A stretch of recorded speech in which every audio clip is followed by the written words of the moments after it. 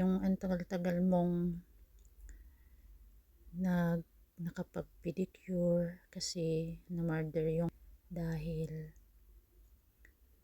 nabangga, natalisod mo yung paa ng upuan. Kaya ayan, masyado nang madikit yung dry skin at yung ingrown. Sobrang dikit na. Kasi nga, hinintay mo munang maalis yung sakit at yung bugbog ng pagkakaumpog nung hinlalaki nung daliri mo.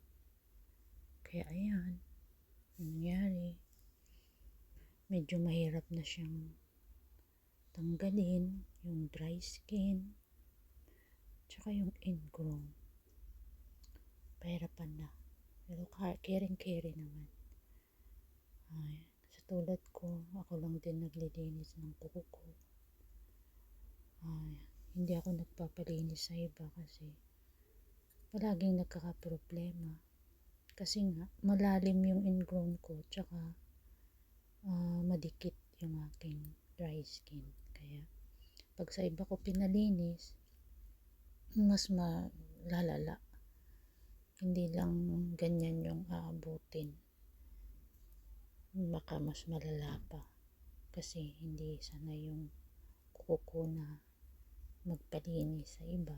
Ako lang yung naglilinis. Pero mas mas hirap ako maglinis sa sarili ko kaysa sa iba. Mas madaling linisin yung kuko ng iba, ng mga customers. Mas madaling maglinis kaysa sa sarili mo. Kasi mahirap yung nakayuko ka. Tsaka medyo na tayo, lumulusog. Masakit na yung tiyan kapag ka nag-bend tayo dun sa paglilinis. So, sunod, ingat-ingat na lang.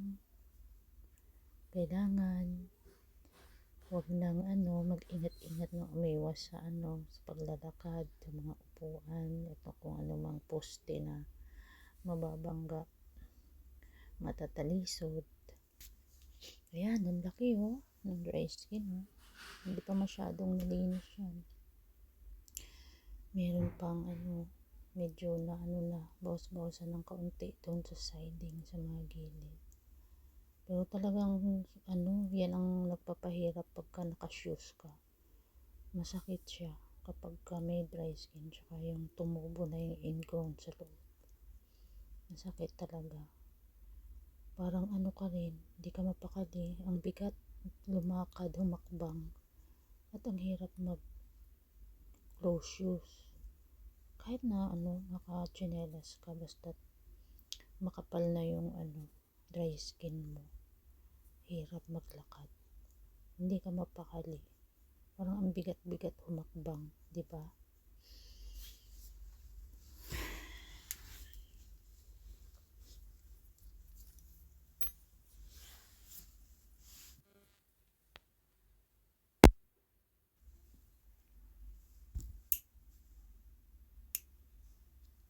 Parehong madikit yung magkabilang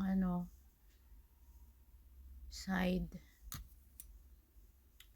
Normally inuuna ko talaga muna yung hinlalaki kasi nandyan talaga yung pinaka ingrown. Buti na lang nadala ko yung pusher ko. Yan talaga yung pinaka paborito kong pusher kasi kahit gaano kasikip, talagang madudukot niya. Ayan pinasadya ko talaga yan. Pinabago ko doon sa pagkabili ko, pinabago ko doon sa pinapahasaan ko. Yung suki kong nangahasa doon sa Jensen. Ayan. Pagkatapos niyang linisin, sarap sa pakiramdam. Ang gaan-gaan ng maglakad. So, hindi na masyadong mabigat sa pakiramdam. Kasi, nalinis na.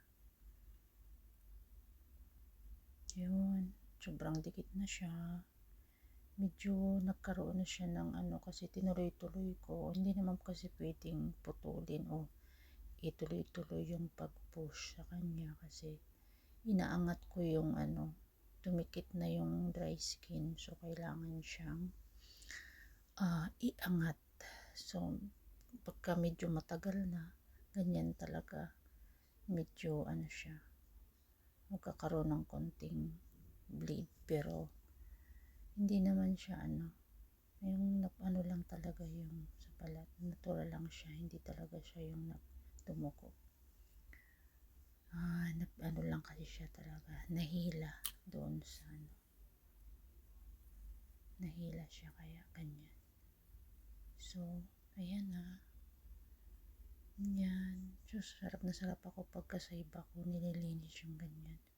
Mas gusto kong maglinis sa mga iba, sa customers, ganun, ng mga makakapal yung dry skin. Gustong gusto ko yung may mga problems sa kanilang kuko.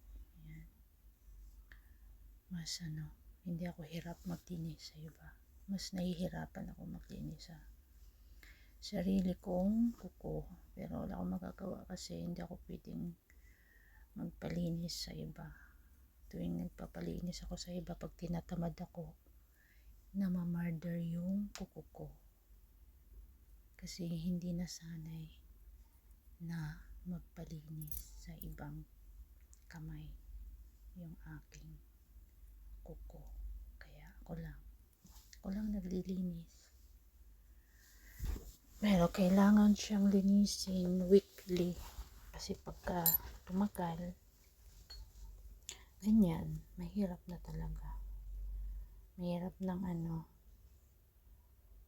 tanggalin yung mga dry skin. Kapag lumampas na ng 1 linggo, mga 2 weeks, ganyan. So, kailangan weekly yung paglilinis. Kasi mabilis siya Mabilis siyang tumubo at kumapal yung yung ground dahil nasanay. Ganyan yung kuko. Tsaka yung pagka nasanay sa linis, kailangan i-maintain na talaga siya. Hindi pwede yung patatagalin mo kasi ikaw lang din naman yung mahihirapan kapag hindi na-maintain yung paglilinis.